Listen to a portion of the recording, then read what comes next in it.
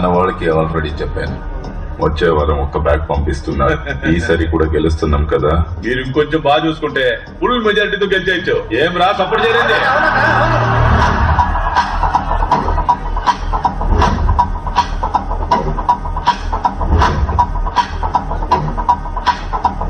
వాడు వేస్ట్, పట్టించుకోకనా. గాజు పెంక కూడా వేస్టేరా గుణశేఖర, కానీ కంట్లో పడితే రక్తంలో మారుతుంది. మనం చూడండి రక్తమా, రక్తంలో ఈత కొడతాడు. మనల్ని ఎవరైనా భయపెడితే వాళ్ళని ఎదుర్కోవడానికి 2 దారులున్నాయి. ఒకటి వాళ్ళకి భయపడి దూరంగా పారిపోవడం, 2 అదే చోట నిలబడి వాళ్ళకన్నా బలంగా మారడం.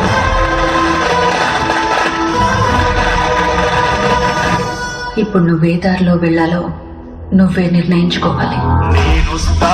నేనొస్తాను నీకోసం కదిలి, న్యాయాన్నే గెలిపిస్తాను న్యాయముగా నడిచి, కాసులతో కొనలేని నీతిని నేలిగిసి, జాతి మతం చూడని భుజమై నిలిచి, నేనొస్తాను నీకోసం కదిలి.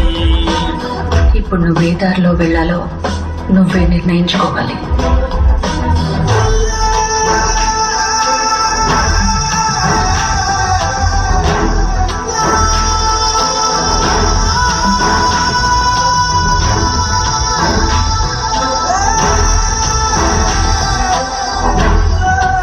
ఇప్పుడు నువ్వే దారిలో వెళ్లాలో నువ్వే నిర్ణయించుకోవాలి.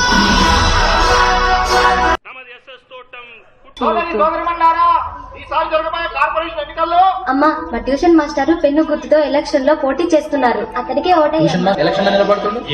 ఎందుకు నిల్చకూడదు? అతను మన పిల్లలందరికీ ట్యూషన్ చెప్తున్నాడా లేదా? అతను కాకపోతే ఇంకెవరు నిల్చుంటారు? ట్యూషన్ మాస్టర్ కార్పొరేటర్ ఒకటేనా? మా ట్యూషన్ మాస్టర్ ఎలక్షన్ లో పోటీ చేస్తున్నాడు. ఎందుకు రాదానికి పలికిమాల పనులు? గెలిస్తే మాత్రం ఏం చేస్తాడంట?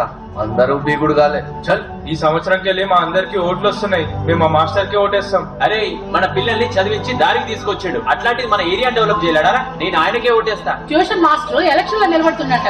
నిలబడితే నాకేంది? నేను ఎవరు గుడిసెకరాలకే వేస్తా. ఒక్కొక్క వాడికి నీళ్ళకి మాత్రమే సంవత్సరానికి 40 లక్షలు ఖర్చు పెట్టినారని పేపర్స్ చెప్తున్నాయి. కానీ వారానికి 3 సార్లు మనం నీళ్ల కోసం కొట్టుకుంటాం.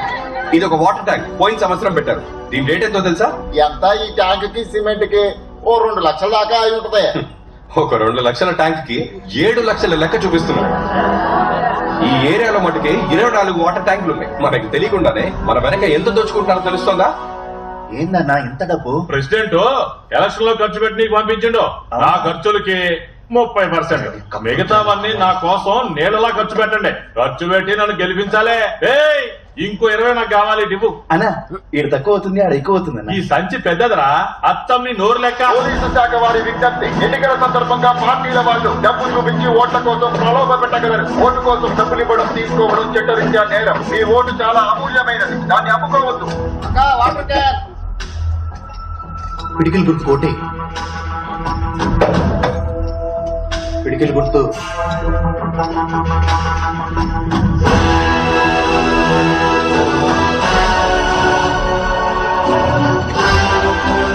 శుభ్రం లేని డ్రైనేజ్ నుంచి కంపే కాదు, మనుషుల్ని చంపే రోగాలు కూడా వస్తున్నాయి. దీనికోసం స్లమ్ బోర్డ్ డ్రైనేజ్ మెయింటెనెన్స్ సంవత్సరానికి 35 కోట్లు శాంక్షన్ చేస్తుంది. కానీ ఇక్కడ ఇలా తప్పులు జరగడానికి కారణం తప్పులు చేసే వాళ్ళు మాత్రమే కాదు, అది తప్పు అని చెప్పని మనం కూడా మన తప్పును ఎప్పుడు ఖండిస్తామో అప్పుడే ఇది మారుతుంది. నా గుండెకి తగిలిన పెద్ద గాయం ఏంటంటే, ఈ ఊరికి నేనేం చేయలేకపోయానే అని. నువ్వు నా ఆశయాన్ని నెరవేరుస్తావని నేను ఇంకా ప్రాణాలతో ఉన్నాను. అమ్మా, పాస్ అయ్యానమ్మా.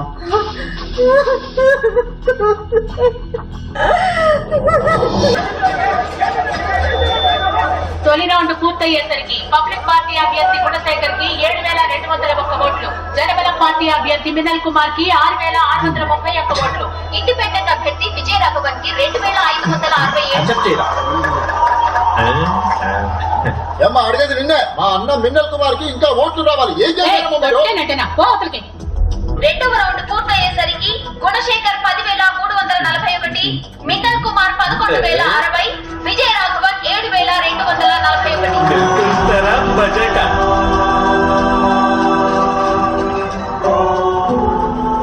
మూడవ రౌండ్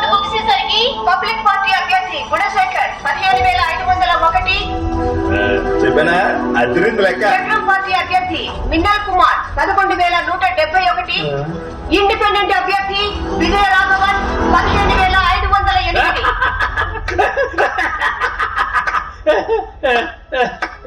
అన్న మనం 7 ఓట్లతో గెలవలేదు, 7 ఓట్లతో ఓడిపోయాం. 147వ వార్డు అభ్యర్థి విజయ రాఘవన్ 7 ఓట్ల ఆధిక్యతతో గెలుపొందారు. నేనొస్తాను నీ కోసం కదిలి, న్యాయాన్నే గెలిపిస్తాను న్యాయముగా నడిచి.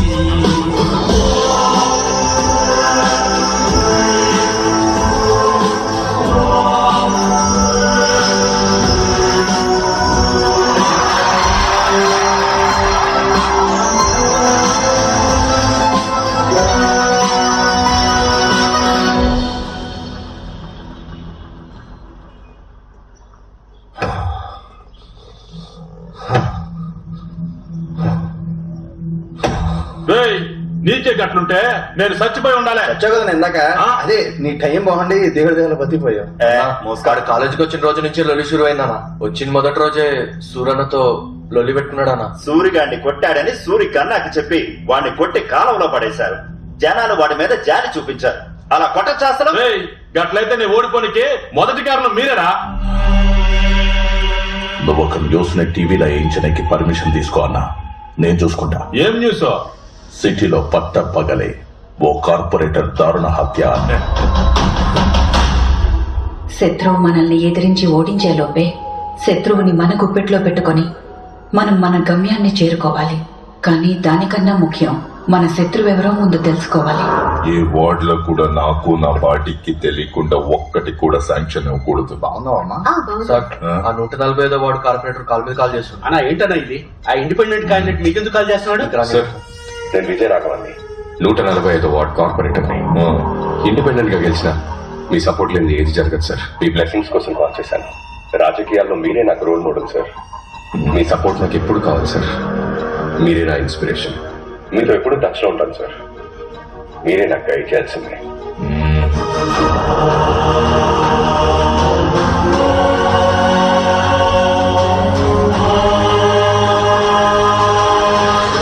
నువ్వు వెళ్లే చోటు నీకు చాలా మంది చెడ్డవాళ్ళు ఎదురవ్వచ్చు. నువ్వెవ్వరికీ భయపడకు.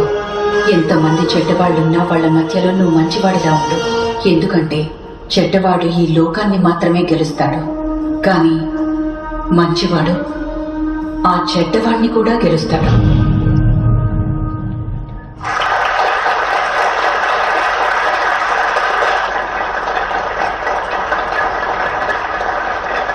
I'm happy to see you all. మొదటిసారి గెలిచిన కార్పొరేటర్లు ఎవరు? మీ పేరు? విజయ రాఘవన్, 145వ వార్డు సార్. మొదటిసారి వచ్చారు కదా, ఏదైనా ఫ్రెష్ ఐడియా చెప్పండి. కార్పొరేటర్స్ కి శాంక్షన్ అయ్యే ఫండ్ నుంచి మేమందరం వాటికి ఎంత ఖర్చు పెడుతున్నామో ప్రజలందరికీ తెలియాలి సార్. అర్థం కాలేదే. ఎలాగైతే మన బ్యాంక్ పర్సనల్ అకౌంట్స్ లో డబ్బులు వేసినా లేక తీసినా డైరెక్ట్ గా మన ఫోన్ కి మెసేజ్ వస్తుందో, అలాగే ఒక్కొక్క ఏరియాలో ఒక్కో కార్పొరేటర్ కి ఒక్కో వర్క్ కి ఎంత శాంక్షన్ అవుతుందో, ఎంత ఖర్చు అవుతుందో ప్రజలకు మెసేజ్ వెళ్ళాలి సార్. బ్యాంక్ నుండి డైరెక్ట్ గా మెసేజ్ వెళ్ళేట్టు నేను ప్రజలకి కనెక్ట్ చేయబోతున్నాను సార్. ఎంత వస్తుంది, ఎంత పోతుంది అన్న విషయం ప్రజలకు తెలియదు సార్.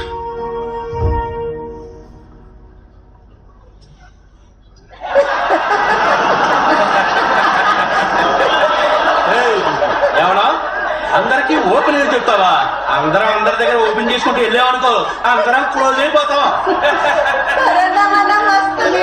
ఏం మాట్లాడుతున్నావు నువ్వు?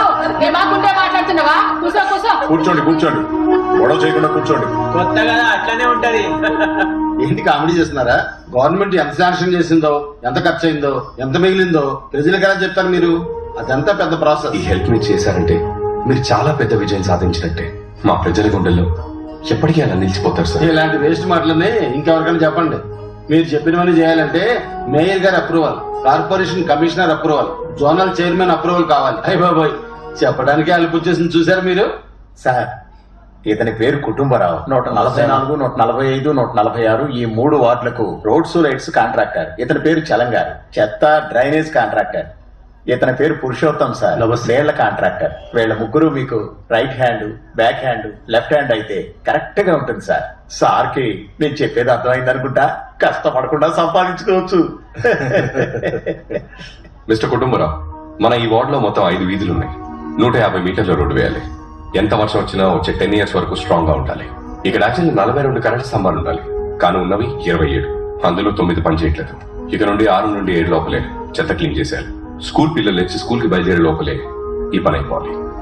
గాలి గట్టిగా వీస్తే రాలిన ఆకులు ఎగరాలి తప్ప చెత్త కుండీలో చెత్త ఎగరకూడదు. సార్ ఒకవేళ తుఫాన్ వస్తే? తుఫాన్ వచ్చినా సరే అక్కడ ఎగరడానికి చెత్త ఉండకూడదు.